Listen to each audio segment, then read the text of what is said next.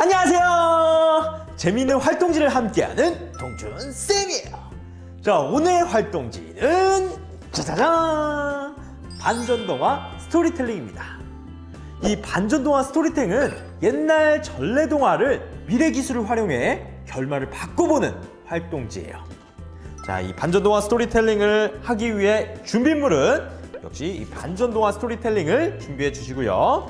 그리고 반전동화 스토리텔링과 함께 있는 스티커, 색연필, 사인펜, 펜을 준비해 주시면 됩니다. 네, 반전동화 스토리텔링은 두 가지 종류가 있어요. 흥부와 놀부편과 콩쥐 파찌편이 있습니다. 이 흥부와 놀부 이야기를 알고 계신가요? 옛날 착한 흥부와 나쁜 놀부가 살고 있었어요. 이 두 형제가 살고 있었는데요. 자, 부모님이 돌아가시자 나쁜 놀부는 모든 재산을 차지하고 흥부를 내쫓았어요. 그렇게 착한 흥부는 그래도 열심히 살아가고 있지만 어느 날 구렁이로 인해 위기를 빠진 제비를 만나게 되는데 에서 이야기가 끝납니다. 콩쥐팥쥐 이야기도 들려드릴게요. 옛날 착한 콩쥐와 나쁜 계모, 나쁜 팥쥐가 살고 있었습니다. 근데 이 착한 콩쥐가 열심히 살고 있는 중에 계모 엄마와 팥쥐가 장독대에 물을 다 따라 놓으라고 말하고 파티에 놀러 갔어요. 그래서 열심히 콩쥐가 물을 따르는데 장독대가 깨졌습니다. 여러분들, 미래의 콩쥐였다면 결말이 어떻게 바뀔지 여러분들이 미래 기술들을 활용해서 결말을 바꿔주시면 됩니다. 여러분들은 이 두 가지 편 중에 하나만 선택하시면 됩니다. 나는 흥부와 놀부 그릴래, 나는 콩쥐팥쥐 그릴래, 하나를 선택해서 그림을 그려주시면 돼요. 흥부 놀부 편을 먼저 그려볼 건데요. 스텝 1! 오른쪽 상단에 학교 학년 반 이름을 적어주세요. 캠토중학교 1학년 1반 동준쌤. 자, 그리고 자기 자신이 이 칸을 얼마나 활용할지 나눠주시면 돼요. 4번의 내용에 이어서 4개의 칸으로 나눠서 그림을 그릴 거예요. 자, 그러면 사인펜을 활용해서 예쁘게 그림을 그려주시면 되겠습니다. 아시겠지만 여러분들은 저보다 그림을 훨씬 잘 그린다는 거.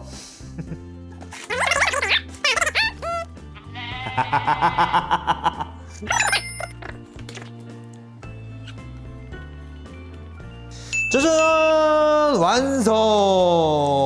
제가 만든 내용은 이런 내용이에요. 만약에 미래의 흥부였다면 VR을 활용해서 의사 선생님께 일단은 응급조치를 어떻게 하는지 전송받은 다음에 그거 그대로 응급조치를 진행할 것 같습니다. 제비를 응급조치를 해준 다음에 드론을 태워서 병원으로 제비를 보냈는데 거기에서 의사 선생님께서 제비를 로봇 근육 뿜뿜으로 만들어 주셨어요. 그래서 이 로봇으로 근육 뿜뿜이 된 제비가 욕심 많은 놀부를 한번 혼내켜주는 그런 스토리로 결말을 바꿔봤습니다. 여러분들도 한번 이런 미래 기술, VR, 드론, 로봇 등을 활용해서 이렇게 결말들을 바꿔주시면 됩니다. 그리고 친구들과 함께 미래 기술에 대해서 이야기해보면서 많은 상상을 한번 펼쳐보시길 바라겠습니다. 안녕!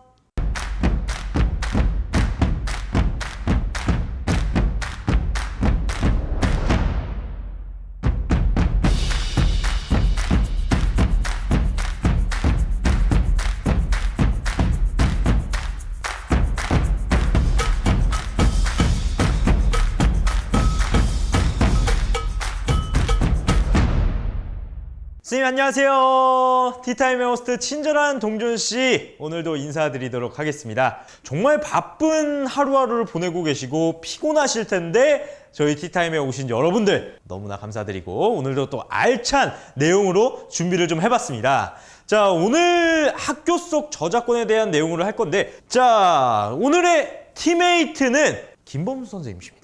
처인고등학교 교사로 재직 중이시고 고려대 지적재산권 법학 석사를 나오셨다고 합니다. 자, 그리고 오늘 저작물은 무엇인가, 그리고 학교에서 주의해야 할 저작권에는 어떤 것들이 있는가 저작권과 관련된 기타 소양에 대해서 배워보는 시간을 갖도록 하겠습니다. 나 항상 뭔가 이거를 그냥 사용해도 되나? 아, 이거 사용하면 안 되나?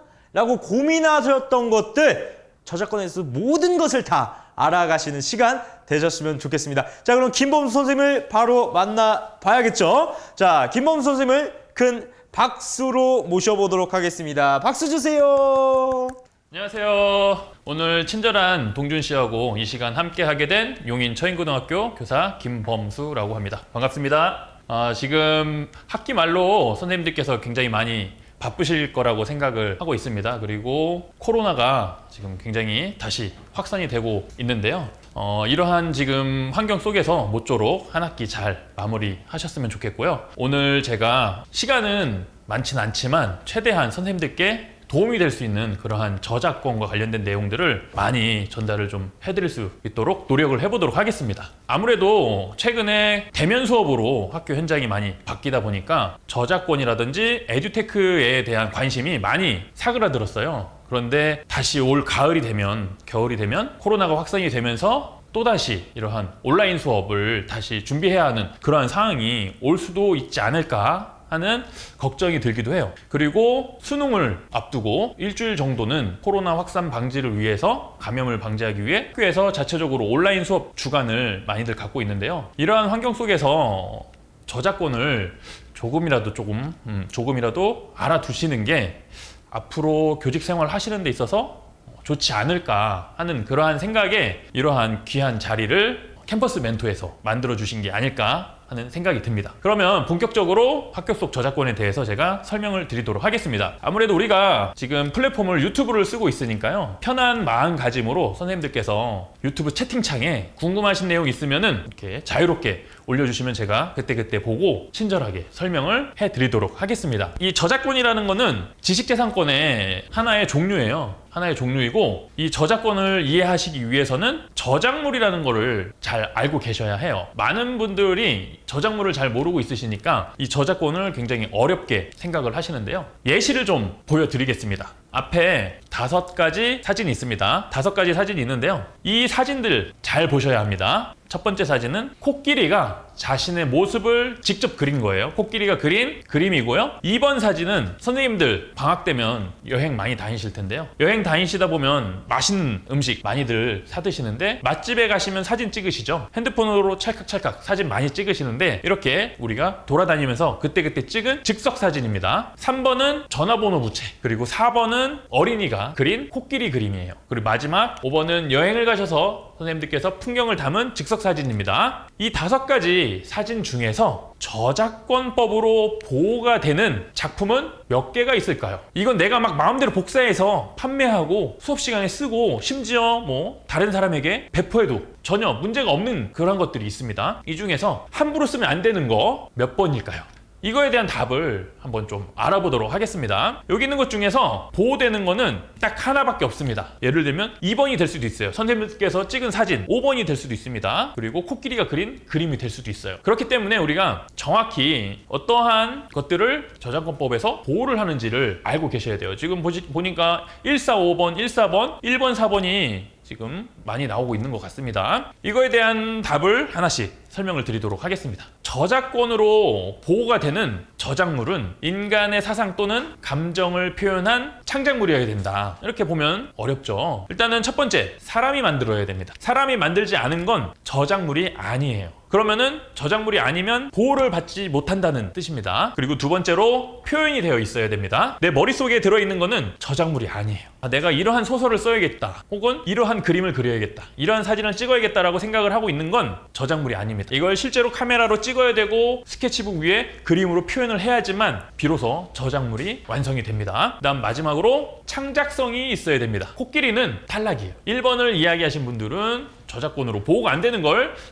말씀을 해주신 거예요. 창작성이 있어야 된다라는 건데 이게 굉장히 중요해요. 창작성이 없는 건 저작물로 우리가 인정을 하지 않습니다. 그럼 살펴보도록 하겠습니다. 첫 번째, 코끼리. 사람이 그리지 않았죠. 코끼리가 자기가 붓을 코로 잡고 그린 그림이에요. 이것은 우리가 저작물이 아니기 때문에 저작권법에서 보호를 하지 않아요. 따라서 제가 마음대로 복사해서 써도 괜찮습니다. 다음으로 코끼리 그림. 어린 아이가 그린 그림 있죠. 인간이 그렸어요. 아무리 어린 아이가 그렸다 할지라도 사람이 했기 때문에 일단은 성립이 되죠. 그리고 표현이 됐어요. 저기 위에 있는 그림판 위에, 스케치북 위에 표현이 됐죠. 그리고 마지막으로 아이가 상상을 해서 그린 창작성이 있는 그림이에요. 따라서 이 그림은 저작권법으로 보호가 되기 때문에 우리가 함부로 사용을 하면은 법으로 처벌을 받을 수 있습니다. 다음으로 전화번호 부책. 전화번호 부책 사람이 했나요? 동물이 했나요? 사람이 했죠. 사람이 했기 때문에 일단 한 가지 조건은 충족을 합니다. 그 다음 두 번째, 표현이 됐나요? 안 됐나요? 책에 표현이 됐죠. 마지막, 창작성. 전화번호 부책은요, 단순히 사실을 나열만한 정보를 전달하는 수단에 불과하지 않아요. 창작성이 없습니다. 따라서 전화번호부 책도 저작권법으로 보호가 되는 작품이 아닙니다. 그럼 이제 사진으로 넘어가겠습니다.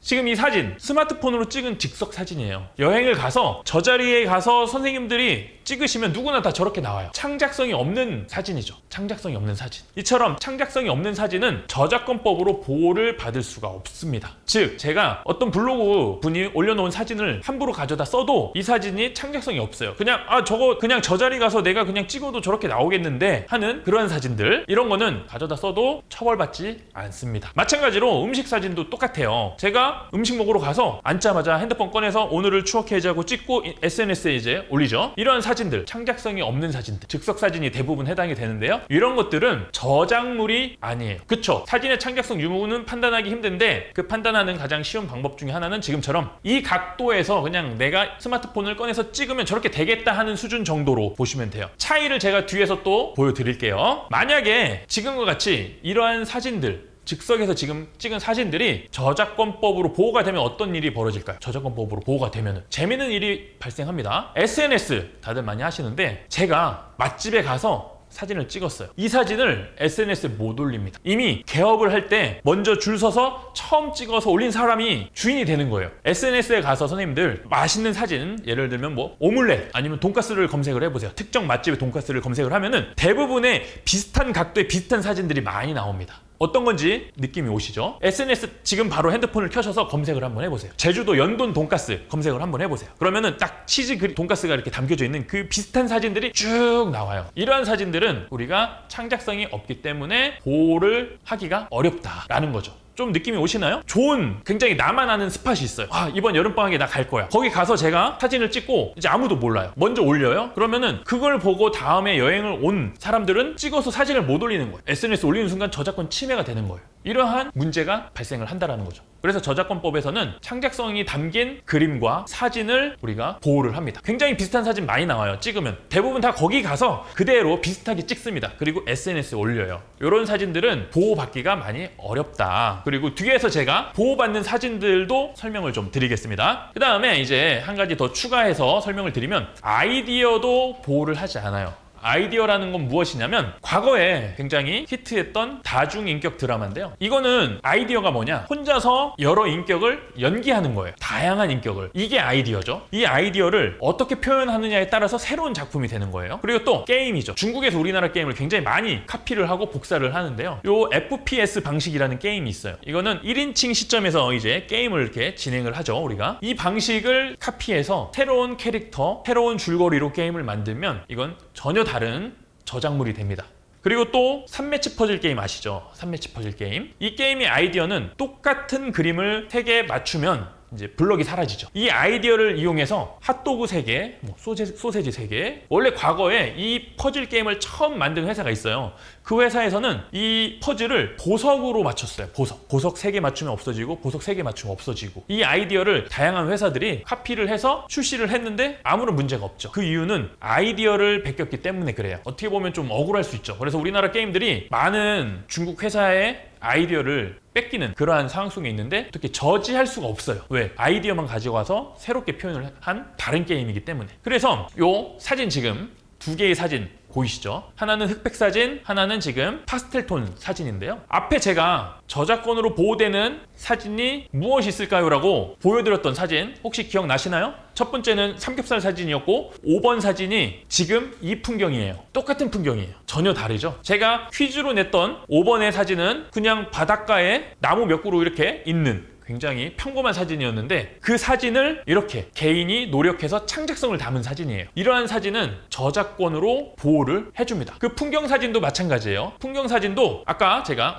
즉석 여행 간 사진, 풍경 사진과 고기 사진 다 설명을 드렸는데 그렇게 내가 가서 그 자리에서 찍으면 나올 것 같은 그런 느낌의 사진은 보호받기 힘들고 지금처럼 선생님들께서 특정 시간을 기다렸다가 조리개를 몇으로 하고 셔터 스피드 몇으로 하고 이렇게 해서 요거는 쉽게 따라서 하기 힘들겠다. 이건 뭔가 그래도 노력의 흔적이 있다라고 느껴지게 사진을 찍으시면 이런 사진들은 이제 저작권으로 보호가 돼요. 이 풍경 사진에서 아이디어는 어떤 거냐? 장소가 아이디어인 거예요. 나는 오늘 개나리를 한번 찍어볼 거야. 개나리가 아이디어입니다. 나는 오늘 우리 집에 있는 강아지인데 이 강아지 종이 말티즈예요. 그럼 난 말티즈를 한번 작품으로 표현을 해볼 거야. 그럼 이 말티즈 자체, 자연 자체는 아이디어예요. 이 아이디어는 보호받지 않고 모든 사람의 공공의 소재가 될 수 있다는 거죠.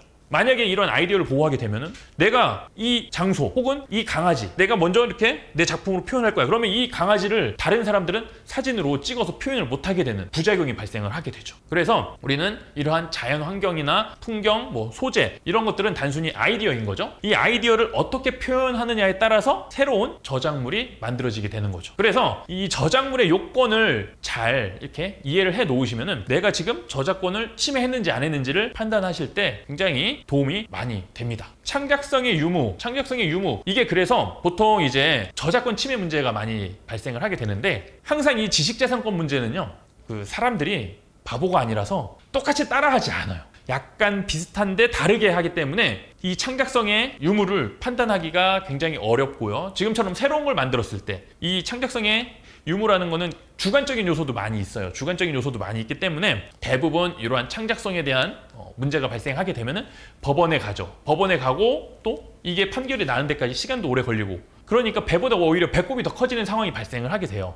그래서 그냥 누가 내 거를 침해했다든지 불합리한 그런 상황이 오면 대부분은 그냥 넘어가는 경우가 많이 있어요. 좀 안타깝죠. 왜냐면은 그 저작권은요 내가 피해를 봤어요. 제가 이제 힘들게 사진을 찍었어요. 힘들게 사진을 찍었는데 누군가가 가져갔어요. 가져가서 나 너무 억울해. 변호사를 고용을 해서 저 사람 나는 좀 처벌을 하고 싶다. 손해배상 받고 싶다. 그러면 사진에 대한 가치를 산정을 하는데요. 사진에 대한 가치가 굉장히 낮아요. 선생님들 그 인터넷에 검색을 해서 유료 사진 유료 이미지 파는 곳에 가보시면 한 장에 3,000원 이래요. 그래서 실제로 법원에 가서 판결을 받아도 3,000원 정도밖에 이게 배상 판결이 안 나오기 때문에 배보다 배꼽이 더 큰 상황들이 많아요.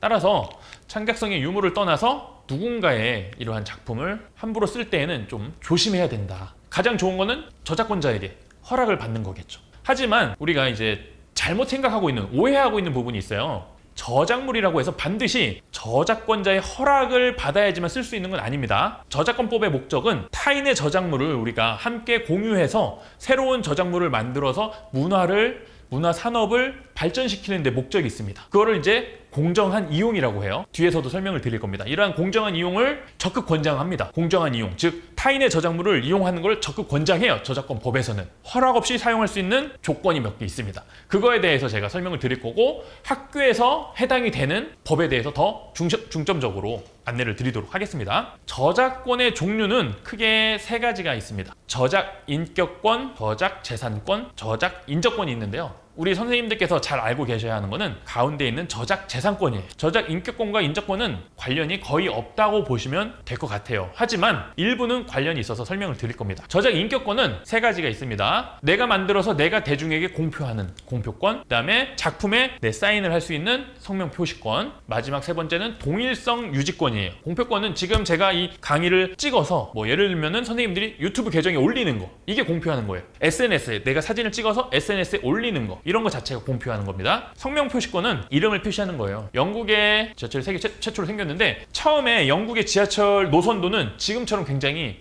복잡했어요. 실제 지리를 때로 담아서 지하철 노선도로 표현을 한 거예요. 그런데 이거를 해리백이라는 분이 지하철 타보시면은 이거 많이 보셨을 거예요. 지금 우리나라에서도 쓰고 있는 이 지하철 노선도가 이 해리백이라는 분이 처음 그려낸 노선도 작품이에요. 해리백이 했다라는 거 지금 아무도 모르셨죠? 왜냐? 성명 표시가 안 되거든요. 처음에 그래서 이 성명 표시권 때문에 이 해리백이라는 분하고 영국 지하철 도시공사하고 분쟁이 일어났었어요. 이처럼 성명 표시는 저작권에서 있어 굉장히 중요해요. 그리고 뒤에 가면은 이제 출처 표시도 나오는데요.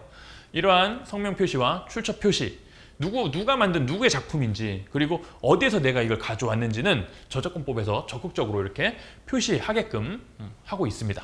그다음에 이제 악마의 편집이라고 되어 있는데요. 이건 무엇이냐면, 예를 들면은 선생님들이 학교에서 어떤 캐릭터를 가지고 수업을 진행을 하세요. 캐릭터를 꾸밀 거예요. 우리 이제 예를 들어서 뽀로로라는 캐릭터는 굉장히 착하고 밝고 건강하죠. 그런데 이 뽀로로를 가지고 살인자로 만들어 놓은 거예요. 이런 것들이 동일성 유지권을 침해하는 거예요. 즉 기존의 창작자가 만든 이 저작물을 그대로 써야지, 그걸 내가 마음대로 바꾸는 거는 불법이라는 겁니다. 타인의 저작물을 이용하실 때에는 있는 그대로 가져다 쓰셔야지, 그걸 내가 마음대로 막 바꾼다, 그럼 이거는 동일성 유지권을 침해하게 돼서 문제가 발생할 수 있습니다. 그리고 이러한 제가 방금 설명드렸던 공표권, 성명표시권, 동일성 유지권은 계약을 할 수가 없어요. 거래를 할 수 없는 그러한 특징이 있습니다. 그래서 선생님들이 어디 뭐 이렇게 책을 쓰셨어요. 출판을 하셨어요. 그러면 이건 다 저작 재산권하고 관련이 있는 거예요. 그래서 저작 재산권이 학교에서도 가장 많이 관련이 있고, 선생님들이 앞으로도 창작 활동에 있어서 연관이 많은 부분이다라고 알고 계시면 돼요. 그 다음에 저작 인저권은 저작권하고 관련되어 있는 사람들인데, 이렇게 실현자, 음반 제작자, 방송 사업자가 있다라는 정도만 아시면 될 것 같아요. 그러면 이제 본격적으로 저작 재산권을 설명을 드리도록 하겠습니다. 저작 재산권은 복제권, 배포권, 공연권, 공중송신권, 전시권, 대여권, 2차적 저작물 작성권, 이렇게 많은데요. 우리 선생님들께서 알고 계셔야 하는 거는 이렇게 4가지만 알고 계시면 됩니다. 복제권, 배포권, 공연권, 공중송신권, 이렇게 4가지만 알고 계시면은 학교에서 저작권으로 선생님들께서 고민하실 그러한 상황은 없을 것 같아요. 복제권은 가장 많이 해당이 되는 거죠. 선생님들 문제집 복사해서 프린트로 나눠주시는 거, 그리고 학교 컴퓨터에 소프트웨어 다운 많이 받으시죠. 그리고 배포는 선생님들이 책으로 만들어서 나눠주는 거, 스프링 노트 만드는 거 있죠. 스프링 노트 만들어서 보내주는 거. 공연은 학교에서 축제 많이 하잖아요. 이 4가지가 학교에서 선생님들이 가장 많이 접하고 있는 저작 재산권입니다. 이거를 우리가 어떻게 쓰면은 아무런 문제 없이 사용을 할 수 있을까요? 학교 교육을 위해서라면 어쩔 수 없이 쓸 수밖에 없어요. 그러면은 쓰게 된다면 이왕이면 안전하게 쓰는 게 좋겠죠? 조건이 있습니다. 학교에서 선생님들께서 타인의 저작물을 자유롭게 쓰실 수 있는 조건, 저작권자의 허락을 받지 않고도 이용이 가능하다는 얘기예요. 잘못 오해하고 있는 부분이 반드시 저작권자의 허락을 받아야지만 타인의 저작물을 이용한다라고 생각을 하고 계세요. 저작권자에게 허락을 받지 않고 사용을 할 수 있게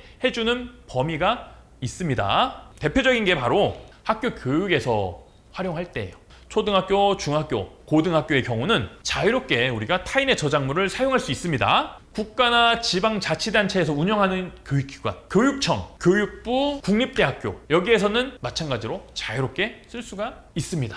EBS는 그래서 국가교육기관이 아니에요. EBS에서 만약에 선생님들이 출제하신 시험 문제를 함부로 가져다 쓰면은 저작권 침해로 고소하셔도 됩니다. 학원과 같은 존재라고 보시면 돼요. 그래서 25조를 자세히 들여다보면은 학교에서 써도 좋다, 교육기관에서 써도 좋다, 단 어떻게? 저작물의 일부분만 써라 라고 돼 있어요. 일부분만 쓰셔야 된다는 거. 이게 굉장히 애매할 수도 있어요. 일부분만 써야 된다는 거. 이게 뭐냐면 경제적으로 창작자에게 피해를 주지 않는 선에서 써야 된다는 거예요. 선생님들께서 캠퍼스 멘토에 이제 책을 구매하지 않으시는 분들도 계실 거예요. 그런데 이 몇 페이지 보니까 너무 좋은 거예요. 예를 들면 지금 우리 여기 오늘 선물 꿈꾸는 시네마 여기 있죠. 이 책에서 오늘 딱 보니까 이 진로 장벽관 너무 책이 너무 마음에 든다. 요 그린북 이거 우리 애들한테 좀 주면 좋을 것 같은데 하고 선생님이 이제 이렇게 있죠. 있는데 선생님이 이 책을 구매를 하지 않고 쓰실 수가 있다는 거예요. 단 지금처럼 이 한 페이지 정도는 우리 아이들이 읽어보기로 쓰면 좋겠다. 요 한 장 정도? 요 한 장 정도는 우리가 복사해서 이제 학생들에게 나눠주실 수 있다는 거예요. 한 장 정도.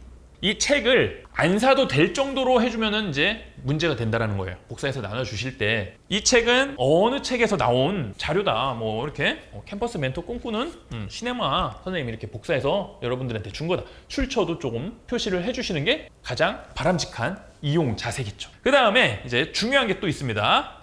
저작권법의 가장 큰 목적이 바로 이 공정한 이용을 통해서 새로운 저작물을 많이 창작을 할 수 있도록 하고 있어요. 공정하게 이용하는데 어떤 게 공정한 거냐? 지금 앞에서 제가 설명해드린 거의 반복이에요. 경제적으로 피해가 가지 않게끔. 그러면 누구나 일반인도 쓸 수 있다는 거예요. 꼭 학교 교육 현장이 아니고 유튜버를 준비하시는 분들이라든지 아니면 선생님들께서 책을 쓰셔야 돼요. 집필을 하셔야 돼요. 우리 지금 캠퍼스 멘토에서는 많은 선생님들께서 협업을 하고 계시죠. 일단은 이용 목적 성격에 따라서 많이 달라집니다. 공익을 위해서 비상업적인 경우에는 많은 부분을 가져다 써도 사실은 관대해져요.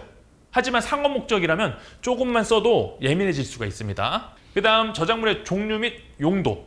저작물이 이제 사진 저작물이냐 혹은 지금처럼 책이냐에 따라 달라집니다. 사진은 우리가 어떤 일부분을 쓰기가 어려워요. 사진은 전체를 다 써야지만 이 사진이 어떤 건지 우리가 학생들이나 일반인들에게 안내가 가능하잖아요. 그래서 사진과 책은 다릅니다. 사진과 책은 일부를 쓸 수 있지만 사진하고 그림은 일부라는 개념이 없어요.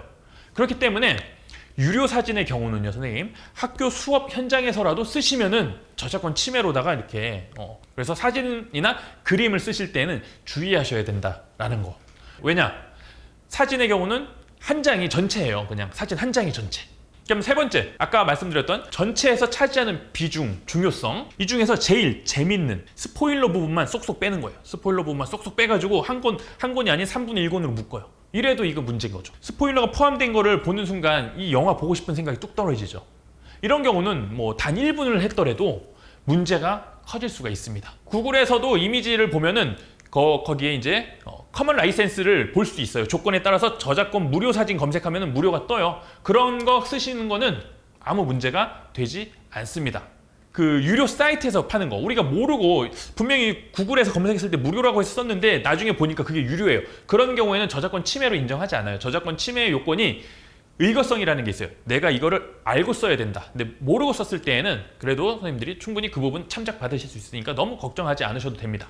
그래서 이러한 4가지 조건을 충실히 잘 아시고 창작 활동에 임하신다면 저작권 침해를 하지 않으실 수 있습니다. 여기 이제 궁금한 질문들이 본격적으로 나오는데요.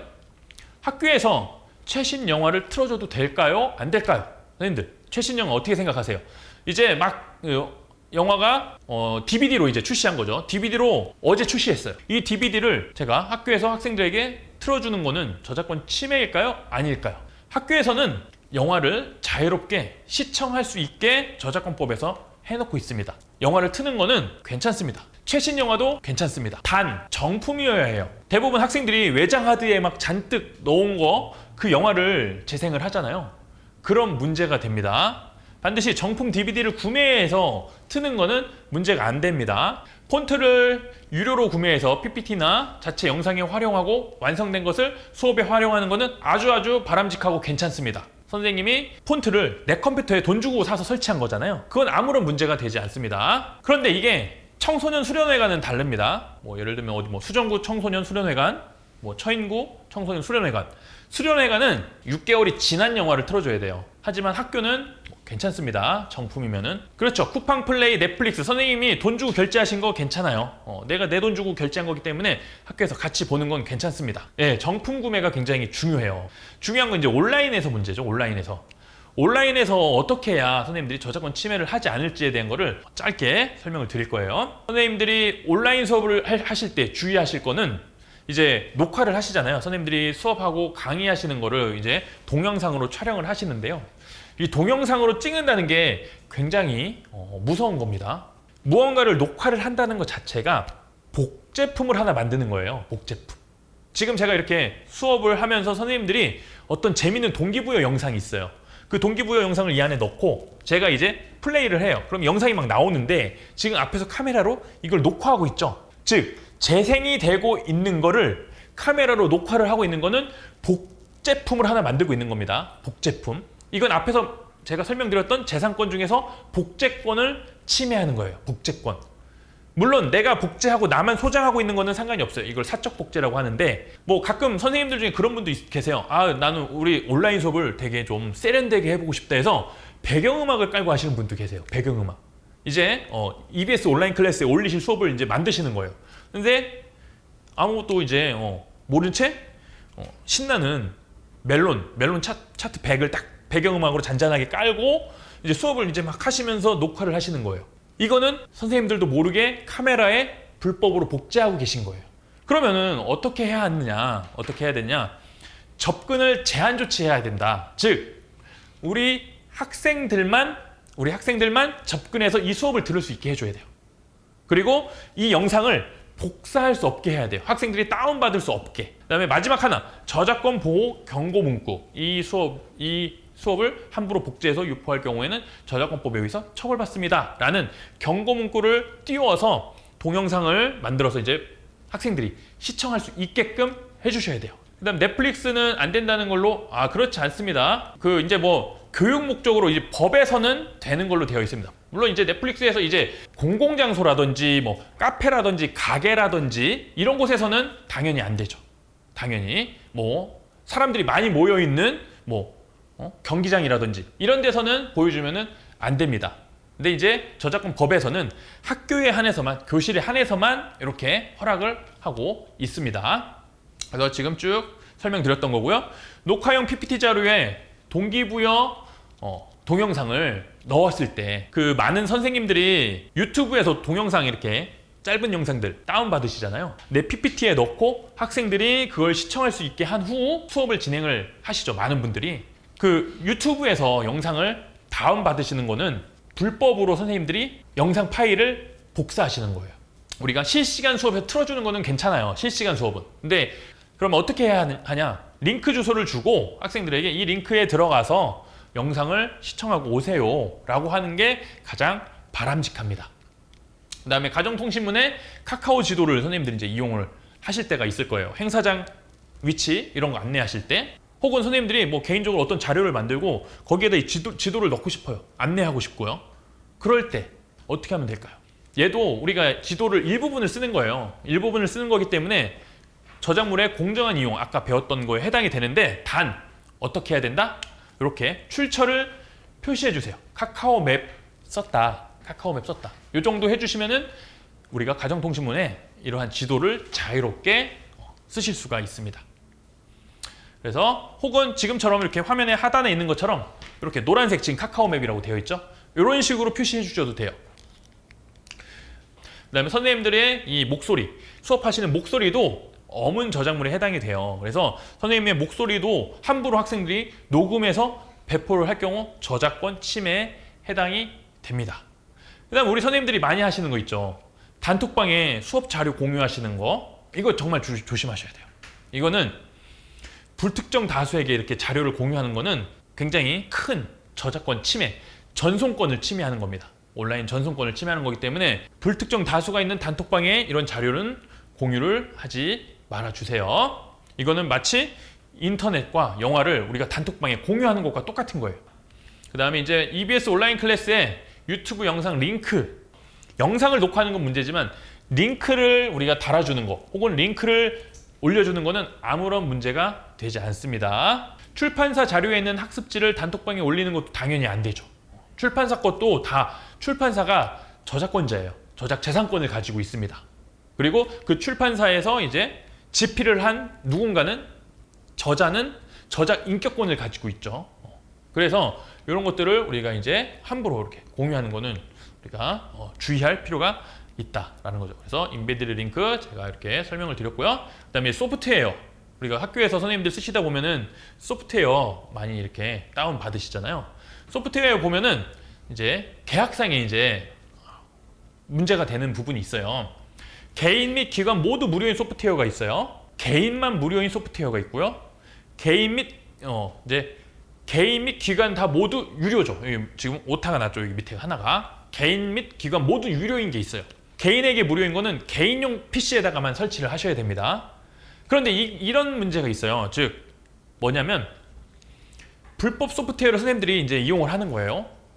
학교 컴퓨터에 설치를 했거나 아니면은 개인 PC에 불법으로 소프트웨어 다운받아서 사용하시는 경우 있잖아요.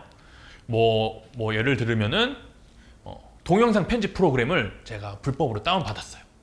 그리고 이걸로 학교 수업 영상을 만들었어요. 그리고 그걸 학교에 가져가서 썼어요. 이럴 경우 이 영상 자체의 저작권은 선생님에게 있습니다. 우리가 침해한 문제는 소프트웨어를 불법으로 다운받았다는 게 문제인 거지, 그걸 이용해서 저작물을 만들었을 때 이 저작물이 소프트웨어 회사의 것이 되는 게 아니라는 거예요. 이거는 내 거예요. 이건 내 거. 예, 이런 식으로. 그 다음에 이제 학생들이 이제 제출한 과제물에 유료 폰트가 사용되었다. 간혹 있어요. 이렇게 학생들이 집에서 이제 자기도 모르게 유료 폰트를 다운받은 거예요. 다운받아서 이걸로 뭔가 포스터를 예쁘게 만들었어요. 포스터를 예쁘게 만들어서 학교에 제출했어요. 선생님들은 우리 학교 학생 작품이에요 하고 홈페이지에 올리죠. 학교 홈페이지. 학교 홈페이지에 올렸는데 어느 날 갑자기 폰트 회사로부터 저작권 침해했습니다라고 이제 경고장이 오죠. 이런 경우는 그냥 깔끔히 무시하셔도 괜찮습니다. 폰트 저작권을 침해하려면 폰트가 우리 학교 컴퓨터에 설치가 되어 있어야 돼요. 이 폰트는 지금 학생의 집에 설치되어 있는 거죠. 폰트가 설치되어 있을 때 침해인 거지, 설치되지 않았을 때 결과물만 가지고 오는 것들, 즉 뭐 폰트를 이용한 포스터를 애가 JPG 파일로 만들었어요. JPG로 만들어 온 거를 학교에서 그 파일을 보관하고 있고 홈페이지에 올리고 이런 것들을 가정통신문으로 쓰는 거는 아무런 문제가 되지 않습니다. 학교 컴퓨터에 폰트가 설치만 안 되어 있으면 됩니다. 그 다음에 교과서 이제 출판사 저작물. 출판사에서 우리가 PPT나 교과서 PDF 많이 주는데 이 PPT도 그렇고요. PDF도 다 출판사 저작물이에요. 저작권으로 보호가 됩니다. 따라서 함부로 우리가 쓸 수가 없어요. 출판사에서 허락한 거는 한시적으로 코로나 때문에 이렇게 PDF를 선생님들께서 이제 학생들 이렇게 쓸 수 있게 해주라고 해서 썼는데, 일반적으로는 교과서 PDF 자체는 출판사에서 선생님들만 보시라고 이렇게 준 거지 학생들에게 나눠주라고 준 건 아니에요. 왜냐면 실시간 강의와 녹화 강의를 정리를 해드리면 실시간 강의 때는 우리가 자유롭게 쓸 수 있어요. 영상도 마음대로 틀어줘도 되고 그 다음에 노래도 틀어줘도 돼요. 멜론 틀어주셔도 돼요. 녹화 강의 때는 동영상을 우리가 함부로 쓰지 않는 게 좋다. 왜냐? 내가 이 동영상을 띄워놓은 상태로 카메라로 녹화를 하면 불법 복제본이 하나 만들어지고 그 불법 복제본은 온라인으로 학생들에게 공유한 게 되는 겁니다. 그 다음에 이제 업무상 저작물인데요. 이거는 이제 학교 선생님들이 출제하신 시험 문제가 해당이 됩니다. 선생님께서 출제하신 시험 문제는 업무상 저작물에 해당이 되고 저작권자가 학교가 됩니다. 교사가 아니고 학교의 저작물이 되기 때문에 이 저작물의 이용 허락은 결국은 학교장에게 이제 받아야 된다라고 이해를 하시면 될 것 같아요. 그러면 이제 내가 저작권을 침해했는지 안 했는지 판단을 할 줄 아는 게 중요합니다. 그래서 이제 저작권을 우리가 침해했는지 안 했는지 이제 판단을 하는 게 그래서 중요합니다. 그래서 인간의 사상, 감정을 표현한 창작물인지 한번 보시고요. 여기 해당되지 않는 거면은 내가 써도 문제가 되지 않는다. 단 도덕적으로 비판은 감수하셔야 된다라는 거. 가장 좋은 거는 저작권자에게 허락을 받는 건데, 부득이한 경우 지금처럼 뭐 학교에서 수업을 할 때에는 우리가 꼭 허락을 받지 않아도 공정한 이용이나 학교 수업 저작물 이용 범위 내에서는 얼마든지 쓸 수 있다라는 거. 그 다음에 이제 소프트웨어 같은 경우도 우리가 학교 PC에 설치했는지 안 했는지 이걸 확인을 해봐야 돼요. 그래서 폰트를 학교 PC에 직접 설치해서 우리가 가정통신문을 만들고 포스터를 만들었다. 그럼 바로 침해가 되고 가격을 그대로 이렇게 지불을 해줘야 하는 그런 문제가 발생이 됩니다. 그래서 오늘 저작권에 대해서 선생님들께 설명을 드렸는데요. 이게 어떻게 보면은 부족할 수도 있고요. 부족할 수도 있고 또 어떻게 보면은 도움이 될 수 있는 부분도 있을 것 같아요. 제가 준비한 강의는 오늘은 여기까지예요. 여기까지. 그래서 이러한 좀 아쉬운 점이라든지 부족한 점에 대해서 잠시 이렇게 말씀을 드렸는데, 일단 제가 준비한 강의는 여기까지 해서 마치는 걸로 하고요. 너무 이렇게 몰랐던 내용들을 알아간 시간이 아니었나 생각되는데, 아마도 지금 질문들이 중간중간에 많이 나와서 답변을 좀 많이 해주셨어요.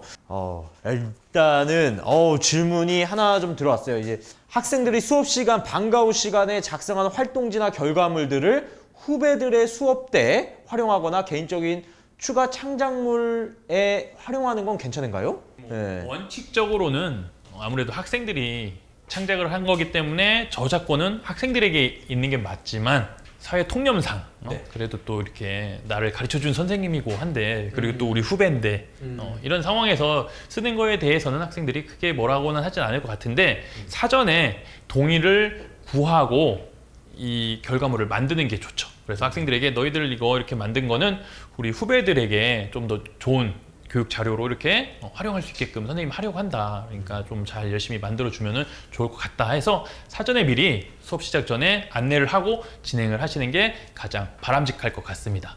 아이들이 학교 홍보 동영상에 기존 아이돌 노래를 개사해서 불렀는데 유튜브에 공개해도 괜찮은 건가요? 근데 그 아이돌 노래를 개사했으면 어떤 창작물을 바꿔버린 거 아니에요? 이제 어떻게 보면 그게 아까 말씀드렸던 동일성 유지권을 침해하는 부분이 되기도 하는데 뭐 아마 알고리즘에서 이 멜로디를 가지고 이걸 탐색을 해서 그 이제 작곡가랑 그러니까 작사가 작곡가 모두 다 이렇게 분배를 해줄 겁니다. 근데 유튜브는 올리셔도 경고문이 잘 날라와서 경고문을 좀 잘 좀 보셔야 될 것 같아요. 저작권 막 긴가민가 하잖아요. 나 이거 써도 되나? 막 쓰면서도 막 그냥 괜히 그 마음속 한 구석에 뭔가 법적 문제가 될 것 같고 막 이런 불안감이 있었을 텐데 요거를 다 해결하신 게 아닌가. 이런 것들이 좀 좋은 것 같습니다. 오늘 조금 어떠셨어요? 오늘 조금 뭐 이렇게 강의 시간이 주어진 시간이 짧다 보니까 조금 더 천천히 더 많은 사례들을 자세히 설명을 드렸으면 좋았을 텐데 그러지 못한 게 사실은 조금 아쉽기는 해요. 아쉽기는 하지만 최대한 많은 내용을 좀 전달해 드리기 위해서 노력을 했다. 그리고 또 이렇게 그래도 몇 분의 선생님들께는 좀 도움이 된 것 같아서 나름 이렇게 보람된 시간이 아니었나. 벌써 어느덧 2022년이 한 학기가 다 지나갔는데요. 남은 한 학기 마무리 잘 하시고 다가올 여름방학 좋은 여름방학으로 잘 보내시길 바라면서 저는 이만 마치도록 하겠습니다. 감사합니다. 네, 지금까지 김범수 선생님이셨습니다. 네, 정말 이런 저희가 긴가민가하고 알 수 없고 정말 전문 지식 분야이기 때문에 저희가 오늘 김범수 선생님을 모시고 다양한 이야기를 들었을 때 너무나 좋은 강의가 아니었나. 그리고 이런 자료를 나눔해 주신 우리 김범수 선생님께 다시 한번 뜨거운 박수 부탁드리도록 하겠습니다. 오늘 그 PPT 자료 있잖아요. 선생님께서 좀 말씀해 주신 이 PPT 자료는 다음 주에 저희 다시 보기와 함께 업로드가 됩니다. 그러니까 다시 보기를 좀 보시면서 PPT 자료를 참고해 주시면 될 것 같아요. 다음 주에. 자, 그래서 오늘 김범수 선생님께서 함께 해 주셨고요. 다음 주는 목요일에 할 거예요. 왜냐하면 저희 허종호 선생님께서 수요일날 도저히 시간이 안 난다고 하셔가지고 저희 다음 주는 좀 목요일날 진행된다는 점 참고해 주시길 바라겠습니다. 2023년 학생들의 면접 대입 준비를 진행을 할 거고요. 그리고 7월 20일에는 학생 상담 및 코칭에 대해서 곽상경 선생님께서 해주실 거요. 7월 27일은 아직 미정이에요. 지금 어떤 분을 모셔야 할까 고민이 굉장히 많습니다. 선생님들과 함께 만들어가는 티타임이기 때문에 선생님들께서 의견을 좀 주셔야 돼요. 오늘은 여기까지입니다. 네, 오늘은 여기서 마치도록 하고요. 정말 학기 말 마무리 잘 하시길 바라면서 저희한테 또 필요한 것들 그리고 선생님들께 필요한 것들을 만들어가는 티타임이 되도록 하겠습니다. 선생님들 함께 해주셔서 감사하고 저는 친절한 동준 씨였습니다. 감사합니다.